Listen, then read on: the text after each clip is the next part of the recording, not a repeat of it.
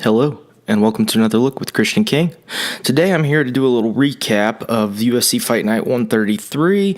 I'm going to talk about the People's Main Event that I went over leading up. I'm proud to say I got that one dead on the money. We're going to go over these fights. I watched them Sunday afternoon and Sunday evening because of being out of town for Saturday night, but I was able to avoid any spoilers by staying off of Twitter and MMA fighting and all those websites, so I was able to avoid all that. So we're going to go down this card, and we're going to stop whenever I want to put the most focus. So at the top of the card, Junior Dos Santos defeated Blagoy Ivanov by unanimous decision, 5-0. I gave one of the last two rounds, I don't remember which one, to Blagoy, but I agree that JDS won. What can we say about this? Unfortunately to me, I think JDS is not ever going to get back to who he was before the Cain Velasquez wars. You gotta look at something. The opponent depends on how is going to have an influence on how you look. So the JDS that we saw lose to Miocic by knockout last year is the same JDS that beat Ben Rothwell the year before. It's just Ben Rothwell wasn't quick and athletic enough to capitalize on those weaknesses. JDS still showed those same problems in this fight. He still backs up in a straight line, and he seems surprised when he runs into the fence. And then he kind of has to turn his back a little bit or turn sideways and try and run out along that fence. And that leaves him very, very vulnerable to just getting lit up along that fence line. He still showed those same problems. Ivanov wasn't able to do enough to capitalize on them, but I think that if we were to see JDS versus Stipe 3, which JDS is calling for, I think Stipe will knock him out along the fence line just like he did in their second fight and just like he almost did at the beginning of their first fight. All right, so next we had Sage Northcutt defeated Zach Otto by knockout with hammer fists in the second round. We'll get to the crazy hammer fist knockout later on down the card. You know which one I'm talking about. Sage Northcutt looked really good here. I kind of regret saying that I don't see him ever being a champion in my pre-fight lead-up. I don't think he's there yet, but I feel like he is now finally starting to improve and live up to some of his hype. I forgot he's still so young. I think he's only 22. So, maybe he will be a champion. Maybe I need to give the guy a little more credit than I have been. He showed the ability to come back from a tough situation, which is something that I was afraid he might lack after the Brian Barberena submission loss, where, in my opinion, he tapped to a submission. It was there, and I understand he had strep throat, but I know that there are some fighters that would not have tapped to that.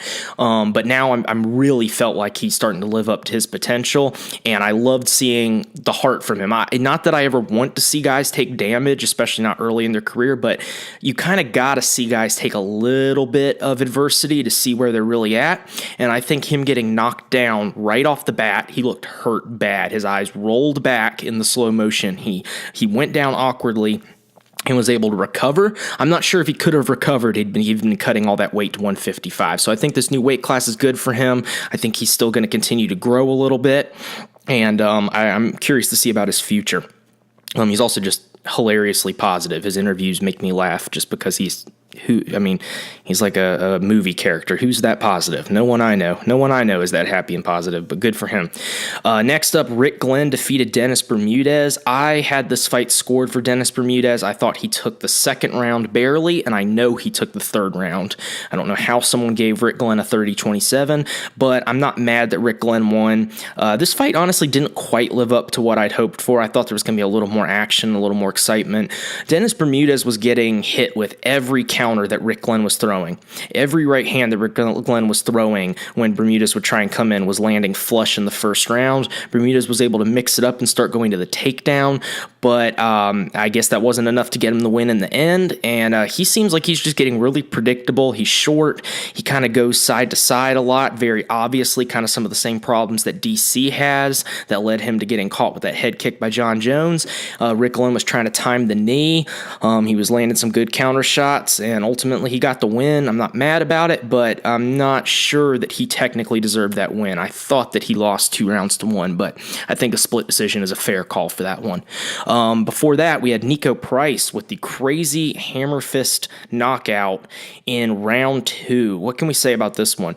So Randy Brown Randy Brown's good. He's talented. He's long. He seems pretty athletic, especially for such a tall, lengthy guy. But I think he kind of got a little relaxed there, and understandably so. That's not really a position that you tend to be in danger from. I think what this tells us about Nico Price is that you can see when you look at him, he has long arms, he has very big hands. So he probably packs a lot of power, and clearly he does. Apparently that's not even his dominant hand, so he knocked someone out with hammer fists from his back with his non-dominant hand. Pretty impressive. What does this say about the chin of Randy Brown? Well, I think it caught him off guard, and Nico Price was using his foot to hold his head in place. So I don't think that we can say that Randy Brown doesn't have a good chin just because of this weird knockout. I think it was just one of those weird ones. And I also think Nico Price is getting to the point where he's undeniably must-see TV. He truly is, in my opinion. I mean, there's no way I'm going to miss this guy's next fight after that. He's dangerous everywhere, and he always comes to fight, and I love it. Hopefully Randy Brown, he was coming off that great win over Mickey Gall. Hopefully he can get back in there and rebound, but I hope he takes enough time off. He was definitely out cold, which is never good to see. Okay, before that, Chad Mendes. I thought it would take him longer to get going. I was thinking maybe a late finish or a unanimous decision, but basically the first punch he threw dropped Miles Jury, and then he finished it off. I can understand maybe someone would say an early stoppage just because Miles Jury had the hand defending the punches, but at the end of the day, the rule is you have to intelligently defend yourself, and having your hand over your face and just getting your hand punched into the side of your own head over and over is not intelligent defense.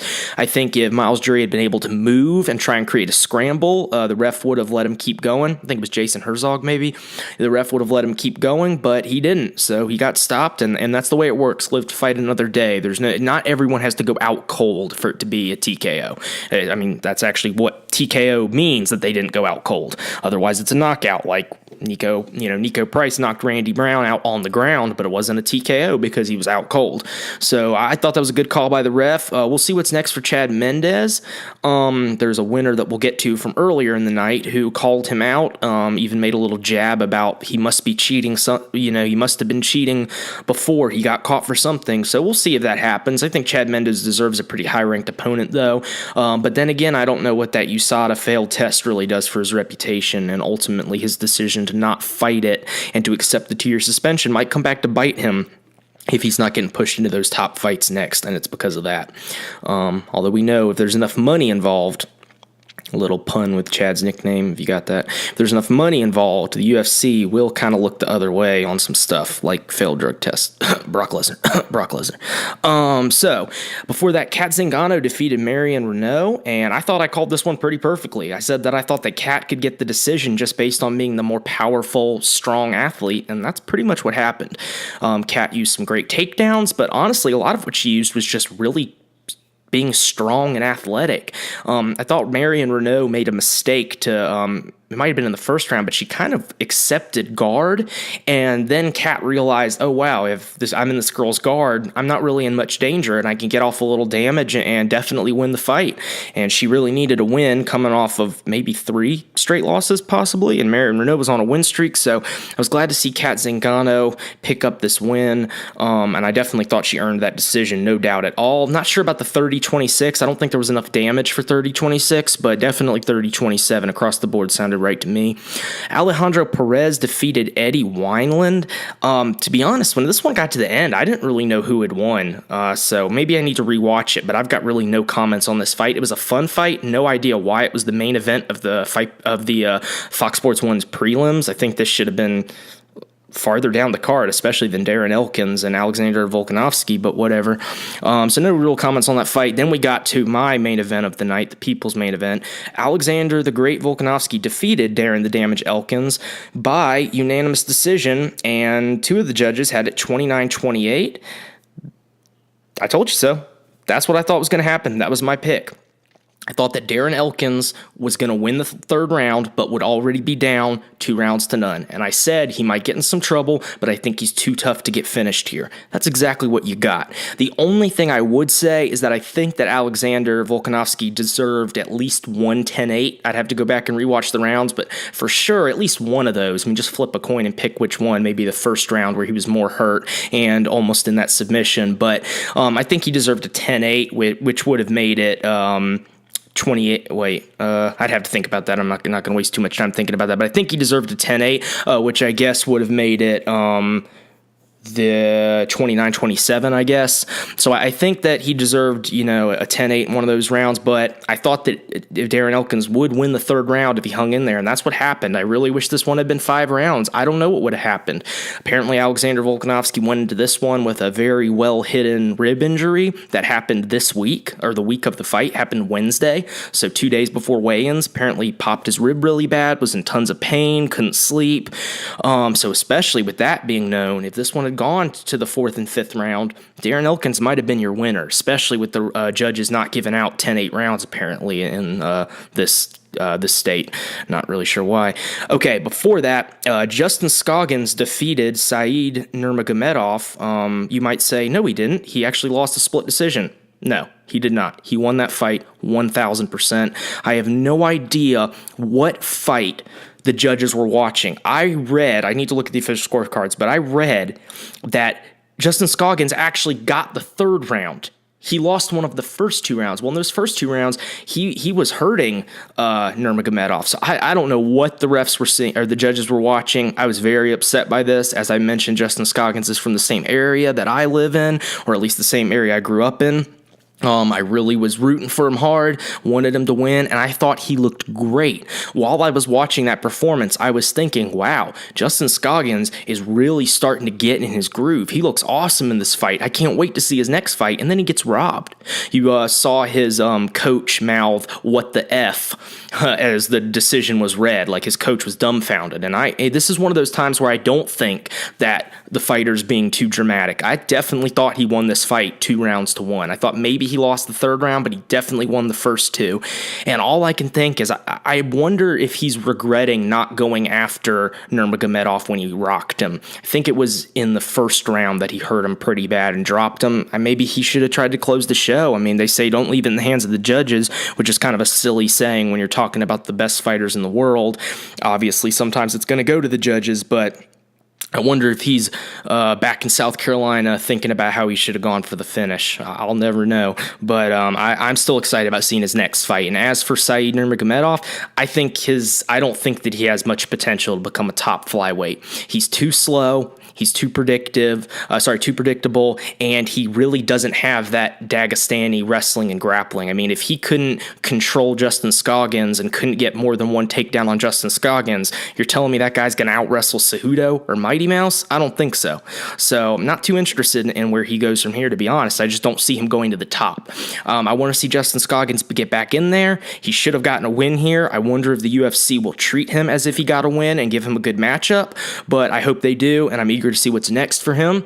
Before that, oh man, this guy's name is tough. I think it's like Hani Barcelos. We'll say Barcelos defeated Kurt Holobaugh. This was an action-packed fight. I believe it won fight of the night, and they were both hitting each other. And just as Jimmy Smith was commenting about the fact that both guys have landed big punches, but no one's really gotten rocked, Kurt got rocked, and he got rocked with a big uppercut, and then followed up by 3 right hands in a row. I think one, or maybe he got hurt by a big left, but the guy Barcelos followed it up with 3 right hands in a row, which can be really good when your opponent's hurt, because a lot of times when your opponent's hurt, they're kind of just preparing for right hand, left hand, just preparing for you to tee off, so they kind of go back and forth with the defense. Kind of you think of Tito Ortiz with the crazy monkey defense, and he's looking to block hooks, and Chuck Liddell just puts that one right down the middle that he's not covering up. And this finish was awesome. It was super exciting. I think the guy deserved a double bonus personally, but there was a lot of good fights on this card to give bonuses to.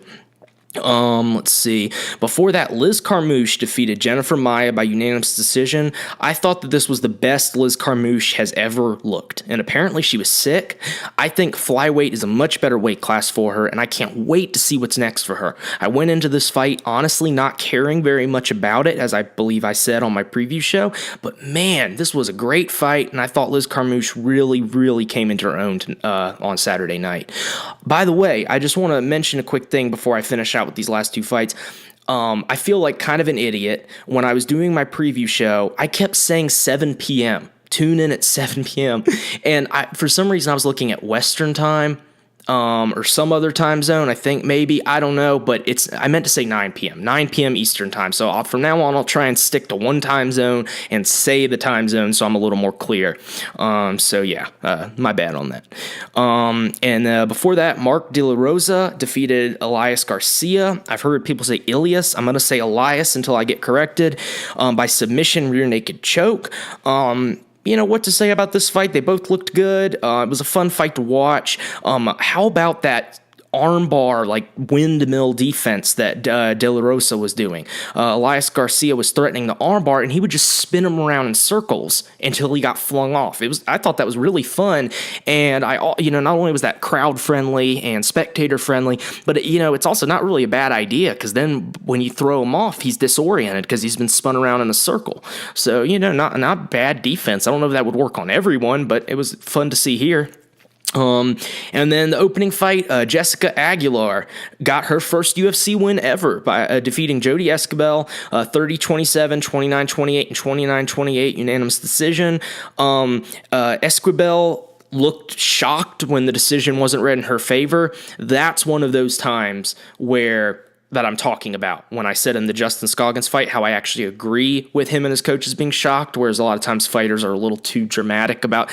I don't think she had any business being that surprised she didn't win that fight. I mean, maybe you could have said it could have been a split. I don't know, but I thought Jessica Aguilar looked good, and I thought she won the fight. I thought she won the fight 2-1. So that's my opinion on it. All right, so I thought this was a really fun night. What are the biggest takeaways of this fight card, in my opinion, are, I'll go back, work my way back up to the top and give you my biggest takeaway. Liz Carmouche looks awesome. I think she's really come into her own. Justin Scoggins got frickin' robbed. Alexander Volkanovski, where does he go from here? Will he get that Mendez fight? I don't know, but I can't wait to see his next fight. And also, I got a feel for Darren Elkins, because as I said on my preview show, with a loss here and him not being a trash talker or flashy striker, it's going to be a long road back up to the top. Other takeaway was, why the heck was that fight on the prelims and not even headlining the prelims? And then from the main card, biggest takeaways, Kat Zingano got a much-needed win. Chad Mendez came back in style. Nico Price proved that he's dangerous from literally any position. Dennis Bermudez and Rick Glenn, it was an okay fight, I guess. I thought Dennis Bermudez won. Sage Northcutt showed that he might be tougher than his good old boy personality. He seems like a little kid when you hear him talk, but he showed that he's got some real toughness. And then up at the top, my biggest takeaway from that main event is that JDS is still JDS. He's still a good boxer. He's still one of the best strikers in the division, but he still has that same problem of going straight backwards, leaving his chin up, and moving along the fence line when he realizes that it's right at his back. And I think that's going to continue to trouble him when he fights any better opposition. If he does get that Stipe fight next, I think that he will very likely get knocked out. They may match him up with Ngannou or Derek Lewis. I think Derek Lewis, he could probably stay on the outside and win that fight with a jab, but he'd have to be very careful not to get caught. And I think with Ngannou, I think he'd get knocked out. I know Ngannou's coming off a terrible fight, and everyone's really down on the guy, but if you start throwing punches at Ngannou, I believe that he will counter. I do not think he would have not done anything in that fight if Derek Lewis had been pressuring him. So if Dos Santos comes out and tries to put the jab in his face and tries to hit him with the overhand right, I think Ngannou will be in his perfect type of matchup where he can look for counter punches. All right, so I may be back later this week. I've got to look at the card that's coming up this weekend. And then we've got the big ones at the end of the month and the beginning of August. So we've got the big UFC on Fox and the big UFC 227 pay-per-view. I'll definitely be back for that stuff. Should be back in the meantime. All right, catch you later.